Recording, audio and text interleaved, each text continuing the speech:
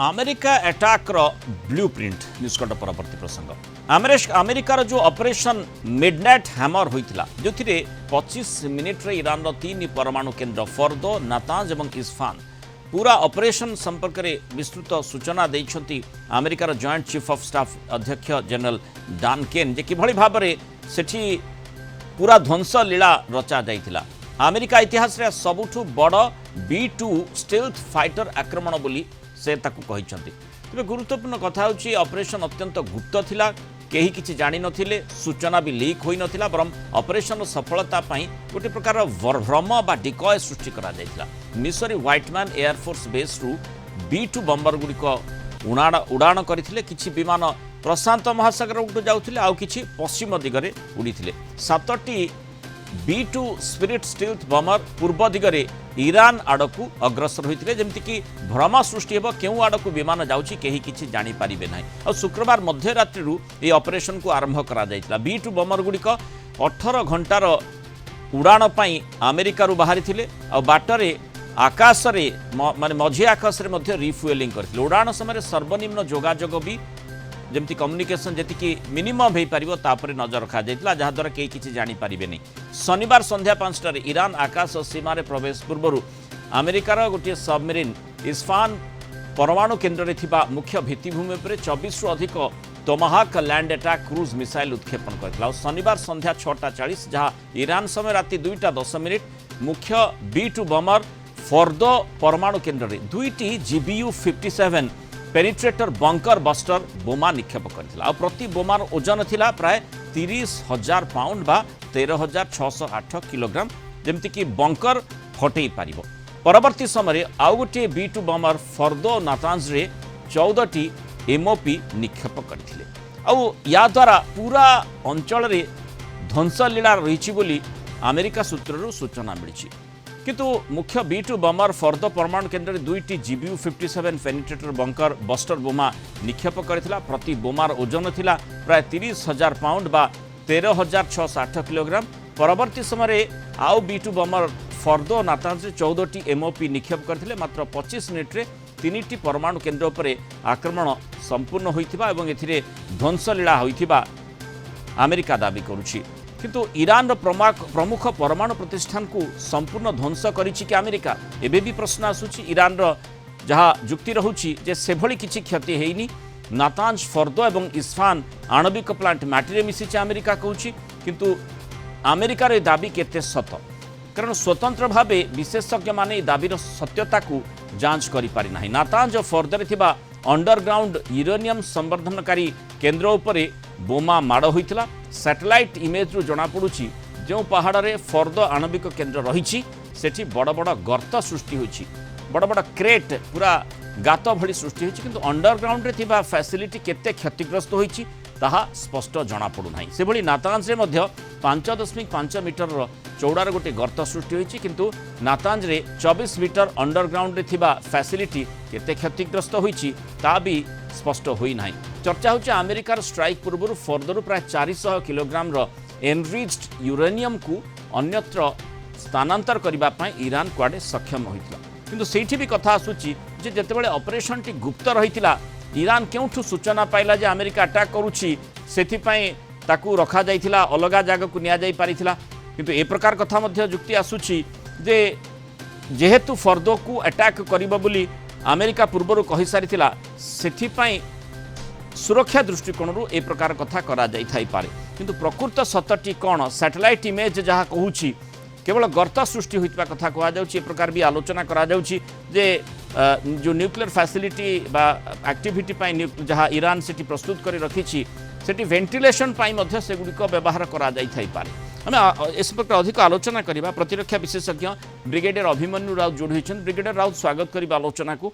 कौन कहा जाई पारे? अमेरिका कहूछि जे पूरा ध्वंसलीला रचा जाइछि, किंतु एपटे ईरान रो जो दाबीटी रहुछि, ईरान कहूछि जे सेभଳି किछि क्षयक्षति होइनी, विशेषकर फर्दो संपर्क में जहाँ रहुछि सूचना जे सेठू जो एनरिच्ड यूरेनियम गुड़िक अन्यत्र स्थानांतर करबा पई सक्षम होइतिला। और सैटेलाइट इमेज मध्य सेभଳି विशेष किछि एस्टाब्लिश करू नाही, जदिओ 6टी गर्त कथा कहा जाउछि चित्र रे देखौछि से कथा।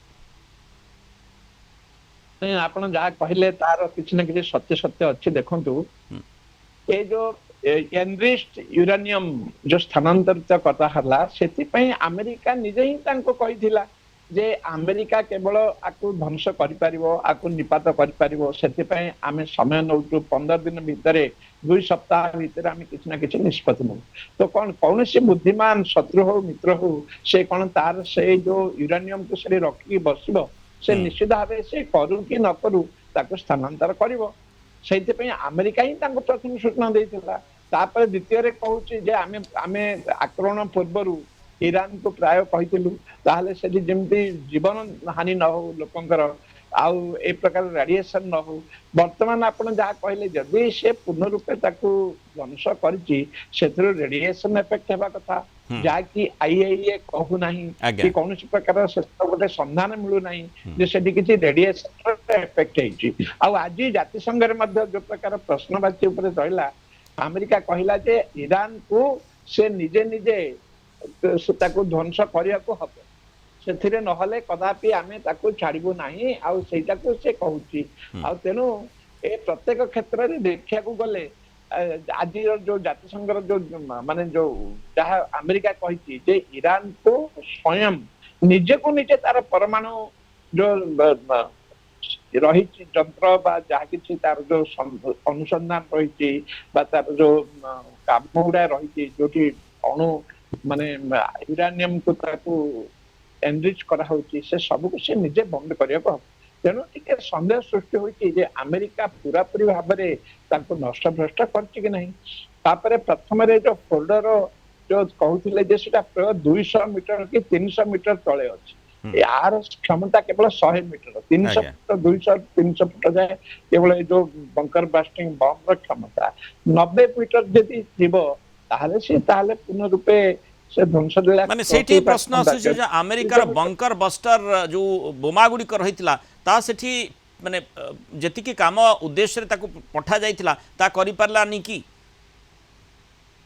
नहीं सेटा जेतले जाय इंडिपेंडेंटली जे कोनसी माने आईएए हो बा ईरान निजे कहू बा अन्य सैटेलाइट इमेज रे जेतले जाय धरा पड़िनी सेटा को पूरा पूरी भाबे हमें कहबा जे स्व ध्वंसलीला रचैछि सेटा कहबाटा कष्टकर काहे कि ईरान मध्य जानिथिला जे अमेरिका पाखरे ए बंकर बस्टिंग बम अछि से बहु पूर्व लिबिया रे आकु व्यवहार करथिला तेबे से मते तयारी करथिला से तैयारी कर तार क्षमतार अधेरु जाई कर आर जदि क्षमता 100 मीटर को से भेदी पार से हो तो 200 मीटर कर 150 मीटर कर तेणुक पूर्ण रूपे कही हबनी तार जहाँ किसी अणु प्रोग्राम नातांज और इस्फान जो माने आणविक केन्द्र रही से संपर्क में भी सेमती किसी स्पष्ट सूचना आसुनी जे प्रकृत में क्षयक्षति है ठीक ठीक आप जहाँ कहते ठीक कौन से माने दृष्टि सैटेलाइट इमेज हो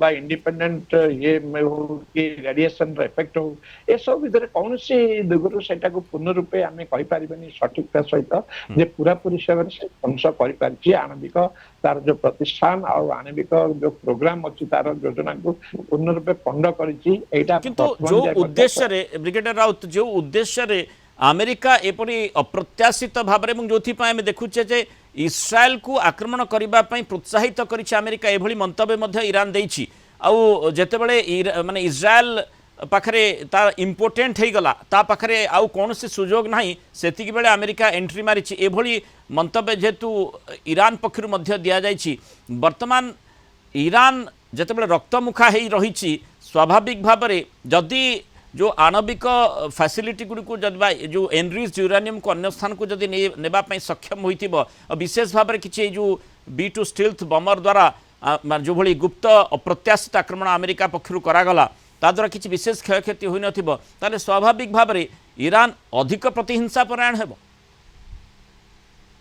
देखो तो हिंसा परायण बा ईर्षा परायण बा शत्रुतार मोहाव एक कथा कही हबनी कहीं देखो जे कौन देश तार निजर सुरक्षा स्वाभिमान से जदि बंचई पारी जो एनरिच्ड यूरानियम जहाँ 90 किलो कि 95% जहाँ किसी एनरिच कर रखी से निश्चित भाव सुरक्षित रखा चाहिए ବର୍ତ୍ତମାନ ଈର୍ଷାପରାୟଣ ହେଇକିରି ସେ କଣ କରିପାରିବ ଈର୍ଷାପରାୟଣ ହେଇକି କିଛି କରିପାରିବ ନାହିଁ ବିଶେଷ କରି ତାର ବୁଦ୍ଧି ସଦ୍ବୁଦ୍ଧି ହବ ଯଦି ତାକୁ ସେ ବଞ୍ଚେଇ ରଖିବ ଯୁଦ୍ଧକୁ ଏଇଠି ଶେଷ କରିବ ଆଗକୁ ତାର ପ୍ରୋଗ୍ରାମକୁ ଯଦି ଆଗକୁ ବଢେଇବ କିନ୍ତୁ ଆଗକୁ ବଢେଇଲା ପରେ ଆମେରିକା ବା ଅନ୍ୟାନ୍ୟ ଦେଶ ମାନେ ଯୋଉ ତାର ଯୋଉ ମିତ୍ର ଦେଶ ଅଛନ୍ତି ଆମେରିକାର ସେମାନେ ଚାହୁଁନାହାନ୍ତି କି କୌଣସି ଇସଲାମିକ ଦେଶ ତାର ଚାରିପଟେ ମଧ୍ୟ ପ୍ରାଚୀରେ ଯୋଉ ଘେରି ରହିଛନ୍ତି ସେ ଜୋର୍ଡାନ ହଉ ସେ ସାଉଦି ଆରେବିଆ ହଉ ୟୁଏଇ ହଉ ଏମାନେ ଚାହୁଁନାହାନ୍ତି ଯେ ଇରାନ ଗୋଟେ ନିଜ ଗୋଡରେ ଠିଆ ହେଇ ଗୋଟେ ସକ୍ଷମତା ହାସଲ କରୁ ପରମାଣୁ ବମ୍ର କାହିଁକି ସେ ପରମାଣୁ ବମ୍ ଖାଲି ଇସ୍ରାଏଲ ପାଇଁ ନୁହେଁ ଏ ମିତ୍ର ତାର ଯୋଉ ଇସଲାମିକ ଦେଶ ପ୍ରତି ମଧ୍ୟ ବିପଦ